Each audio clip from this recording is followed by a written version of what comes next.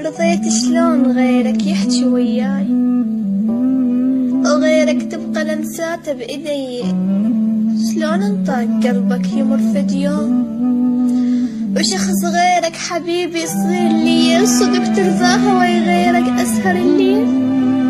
وغير عيونك تباوع علي، ترضى المستحيل بعيني من القال شخص ثاني يشوفك كل مسير. تذكر خوفي من أهلي قبل يا فلان، لما انت تتصل شي يصير بي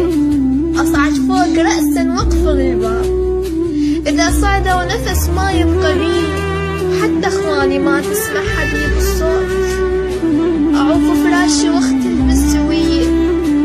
كنت كل الأريدة أحكي وياه ونبقى اثنيننا نسولف سوية، وكنت أتمنى منك حلقة وسوار وتجي البيت وبيدي الهدية،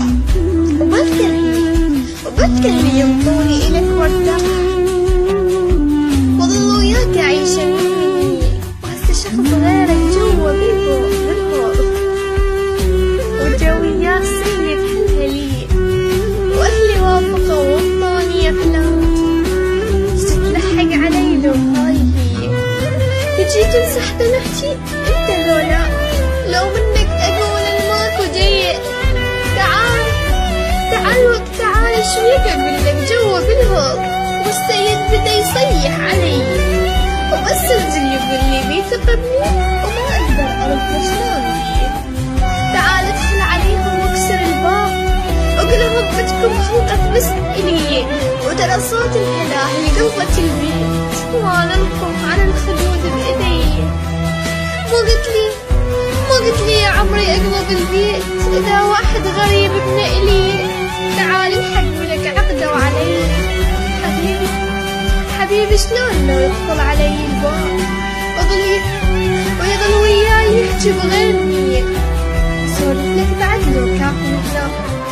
بدك شي يريد بهالنسية، يريد منا نطي كل شي اللي إلك كان شعري والشفايف والبقية، وإذا ما أرضى ياخذهن غصب يا فلان، يربطنا ويشق الثوب اللي علي، تعال ادخل عليهم واكسر الباب وقلهم بدكم خلقت إلي.